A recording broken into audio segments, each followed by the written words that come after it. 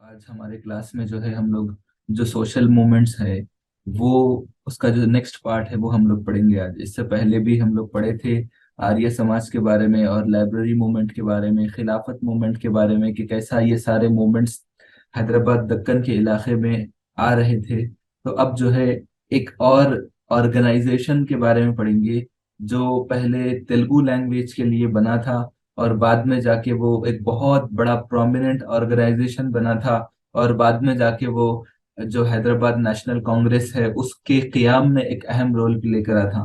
तो ये सारा बैकग्राउंड इंफॉर्मेशन किस कंटेक्स्ट में है बोल तो आप सोचिए कि 1920s के बाद जो हालात हैदराबाद में पैदा हुए, बिल्कुल आसिफ जाही सल्तनत के बिल्कुल एक आखिरी के 200 साल से ज्यादा हुकूमत करे थे, तो उनके आखिरी 20-25 साल है समझे।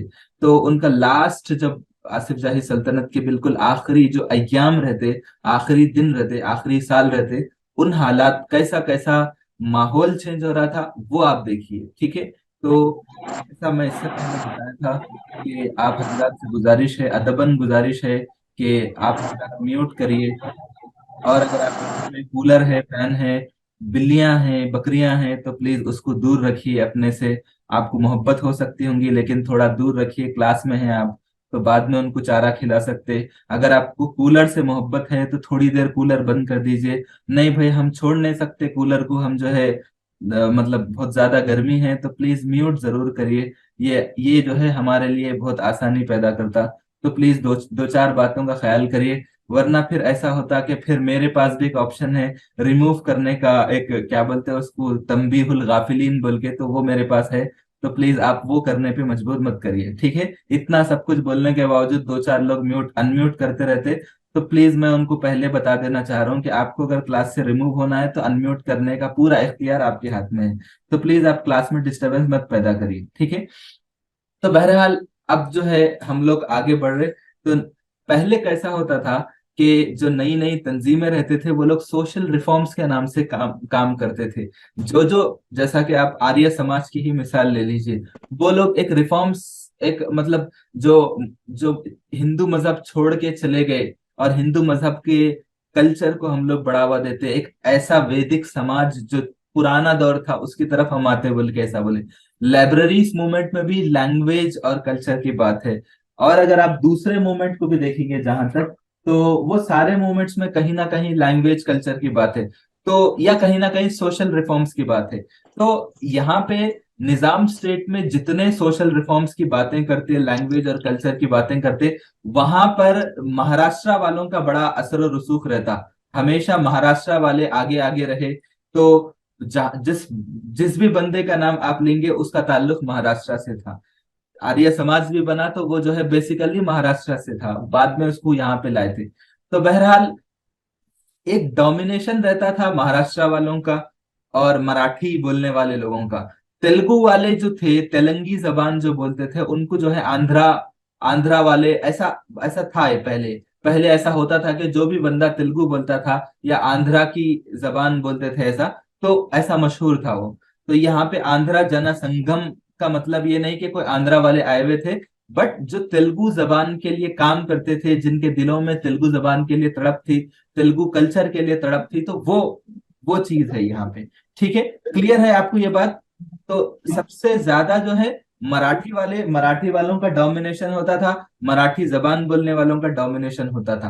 तो जो सोशल रिफॉर्म्स कॉन्फ्रेंस होते थे, मतलब समाज में तब्दीलियों और इस्लाहात के जो कॉन्फ्रेंस होते थे निजाम स्टेट में, एक बार ऐसी जो है एक 1921 में जो है 11 और 12 नवंबर को सोशल रिफॉर्म्स कॉन्फ्रेंस हुआ था।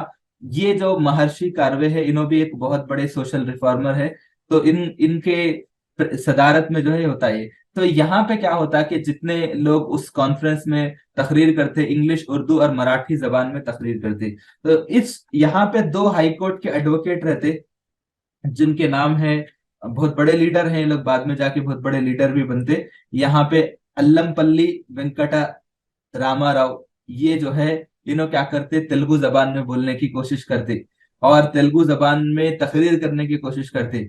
बट जो सामाईन रहते वहां पे, वो लोग क्या करते, वो जो अच्छा आपके सामने कोई तकरीर करा तो आप उसकी तरफ देखते या उसकी उसको पीठ दिखा के बैठते, आप कैसा करते आप? उसकी तरफ रुख करके बैठते आप, आपकी कोशिश ये रहती कि भाई हम जो है उनको सुने, आप एटलीस्ट क्या बोलते हैं वो आई कांटेक्ट रखें या उनको देखें। अगर ऐसा हो कि आप तकरीर कर रहे हैं और एक 20-25 लोग जो है आप आपकी तरफ रुख करने के बजाय अपने अपने रुख को जो है पीछे की तरफ करके अपना पीठ आपको दिखाए, तो कैसा दिखता? कैसा दिखता? बुरा लगता शर्मिंदगी होती है आपको? है। सेम मैसेज करे थे कि भाई ये तेलुगु जबान में क्या कर रहे तकरीर आप, ये मत करो आप हमारे साथ हमारे कॉन्फ्रेंस में, ये बेइज्जती वाली जबान हो गई थी तेलुगु। ऐसा उन लोगों को महसूस हो रहा था, खास तौर पे जो महाराष्ट्र के लोग थे, वो लोग ऐसा करके बताए। तो उसके बाद तेलुगु ये जो थे, दो लोग थे, माड़ापाटी हनुमंत राव बोल के थे, और जो है दूसरे अल्लमपल्ली वेंकट रामाराव, ये लोग दोनों जो है अपनी बेइज्जती महसूस करते और बोलते कि भाई जो भी तेलुगु मेंबर्स वहां पे मौजूद रहते, वो लोग अपनी तौहीन समझते और रातें रात जो है एक मीटिंग करते और एक नई तंजीम कायम करते, आंध्रा जना संघम के नाम से। क्या नाम से? बोलिए भाई जरा, आंध्र जनसम थोड़ा आहिस्ता भी बोलिए। ठीक है, आंध्रा जन संगम। तो इसमें जो है टोटल 12 मेंबर्स रहते, और ये जो है इसका जो फर्स्ट मीटिंग होता वो जो है कोंडा वेंकटा रंगारेड्डी। अच्छा, मैं बोला इनकी खास बात क्या है, मैं परसों बताया था, ये जो कोंडा वेंकट रेड्डी है, ये क्या है, इन्हों कौन है इन्हों? बोलिए। रंगारेड्डी डिस्ट्रिक्ट। हाँ, रंगारेड्डी डिस्ट्रिक्ट इनके नाम से है, और तेलंगाना रीजन के बहुत बड़े लीडर है इन्हों। ठीक है, तो ये जो आंध्रा जना संगम है, इसका फर्स्ट मीटिंग को इसके चेयरपर्सन, चेयरमैनशिप कौन, मतलब इसकी सदारत कौन करे, ऐसा सवाल आया था इससे पहले ग्रुप कुछ किसी एग्जाम में, एग्जैक्टली याद नहीं है मेरे को, लेकिन मेरी आदत है पुराने क्वेश्चन पेपर्स की अच्छी प्रैक्टिस करता हूँ। अगर आप भी एग्जाम में कामयाब होना चाह रहे हैं तो पुराने क्वेश्चन पेपर्स को पढ़िए, ताकि आपको अंदाजा होता है कि सवाल कैसे रहते। तो मैं जो है ऐसा पढ़ा था कि जो आंध्र जनसंगम की जो पहली मीटिंग थी, उसकी सदारत कौन करे, तो चार नामा थे, तो उसमें इनका नाम था। और ये कब हुआ था? 14 फरवरी 1922। इसको ये बताए थे, इसका पूरा इस तंजीम का नाम निजाम स्टेट आंध्र जनसंगम, ऐसा नाम रखे थे इसका। और जो मानो माड़ापाटी हनुमंत राव है, इन्हों क्या करे थे, गाइडिंग स्पिरिट है इस तहरीक के। तो इसका मकसद क्या है? इसका मकसद ये है कि तेलुगु जबान को आगे बढ़ाना। अब हमारी बहुत बेइज्जती हो गई, मराठा वाले बहुत आगे बढ़ रहे सोशल रिफॉर्म्स के नाम पे, हैदराबाद स्टेट में जो है मराठा वालों का डोमिनेशन हो गया, तो हम क्या करेंगे, तेलुगु लैंग्वेज एंड कल्चर को आगे बढ़ाएंगे, ये करेंगे। उसके लिए क्या करते, तेलुगु लाइब्रेरीज कायम करते, रीडिंग रूम्स बनाते, प्राइवेट स्कूल्स बनाते, और जो है स्कॉलर्स को और हिस्टोरियंस को बोलते हैं कि आप जो है तेलुगु वालों की अजमत पे, तेलुगु वालों के बड़े कामों पे, आप तेलुगु आंध्रा के लोग, मतलब तेलुगु बोलने वाले लोगों के बारे में जितना लिख सकते हैं आप लिखो आप। तो ये सारी चीजें, और न्यूज़पेपर्स भी बनाए गए थे, जैसा कि नीलगिरी पत्रिका, तेलुगु पत्रिका, गोलकोंडा पत्रिका, ये सारी चीजें जो है वजूद में आए। और लाइब्रेरी मूवमेंट भी जो है ये लोग शुरू करे थे, जहां पे खास तौर पे तेलुगु किताबें जो है वो करते थे। तो यहाँ पे इसका भी एक कॉन्फ्रेंस मदिरा में हुआ 1925 में। अच्छा, मैं आपका एक जी के सवाल कर, तो मदिरा कहाँ पे है?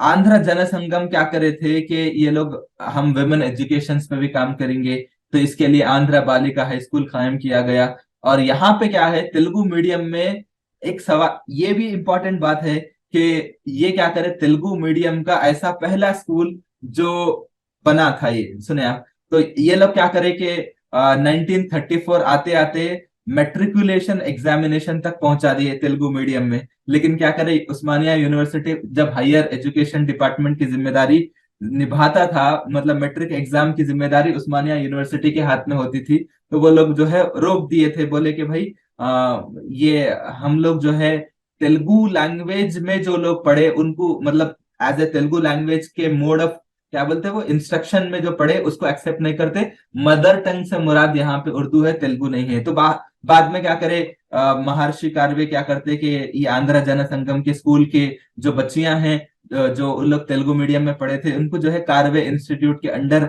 उनको जो है 10th क्लास का एग्जाम लिखाते हैं। बाय द वे, आप तो पहले क्या है, मेट्रिकुलेशन एग्जामिनेशन का कॉन्सेप्ट अलग था ना। तो बहरहाल ये पहले जो है मैक्सिमम, जैसा आज लोग ग्रेजुएशन पोस्ट ग्रेजुएशन करते थे, तो पहले मेट्रिकुलेशन करते ही बहुत बड़ी बात रहती थी। तो बहरहाल ये उसके बाद ये लोग 1930 में जो है एक कॉन्फ्रेंस जोगीपेट मेदक में भी करते, तो उसके बाद ये लोग क्या करते, धीरे धीरे सोशल रिफॉर्म्स के नाम पे जो है आहिस्ता आहिस्ता निजाम के पॉलिसीज पे बात करते। मतलब निजाम के पॉलिसीज पे बात करना, एक पॉलिटिकल प्लेटफॉर्म कैसा बनता है, ये पॉलिटिक आगे जाके एक पॉलिटिकल प्लेटफॉर्म कैसा बनता, वो हम लोग पढ़ेंगे। ठीक है, तो समझ में आई बात आंध्रा जनसंघम का? जी सर। जी सर।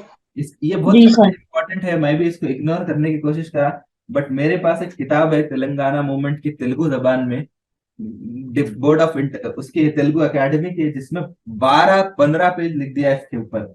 मतलब ये जो आंध्रा जनसंघम और आगे जाके आंध्रा महासभा, 12-15 पेज है, तो इसलिए भी मेरे को ज्यादा इंपॉर्टेंस दिख रहा है। पुराने कई क्वेश्चंस में इससे रिलेटेड देखा, तो जो इंपॉर्टेंट है वो आप हजरात के सामने बताया। तो अब ये आंध्रा जनसंघम जाके एक सभा, एक प्लेटफॉर्म कैसा बनता, तो ये क्या है कि कई तंजीमें इसके अंदर आ जाती। The leaders of various sections decided to unite in one large organisation. तो ये क्या हुआ, एक कई छोटी छोटी तंजीमें, कोई लाइब्रेरी चलाता था, कोई रीडिंग रूम चलाता था, कोई कॉन्फ्रेंसेस करता था, कोई किताबें लिखता था, कोई हिस्ट्री लिखता था, कोई कुछ लिखता था। ये सारे लोग बोले कि भाई अब तो हम कामयाब हो गए, और जो है अब हम लोगों को एक बड़ी तंजीम बनाना चाहिए। तो आगे जाके ये क्या होता, यही आंध्रा जना संघम जाके आंध्रा महासभा होता 1930 में। और बाय द वे ये 22 के आसपास, 21 में जो है बनता है, और 9 साल में इनको इतनी कामयाबी मिलती कि मराठी वालों से ज्यादा काम ये लोग कर लेते हैदराबाद दक्कन के इलाके में।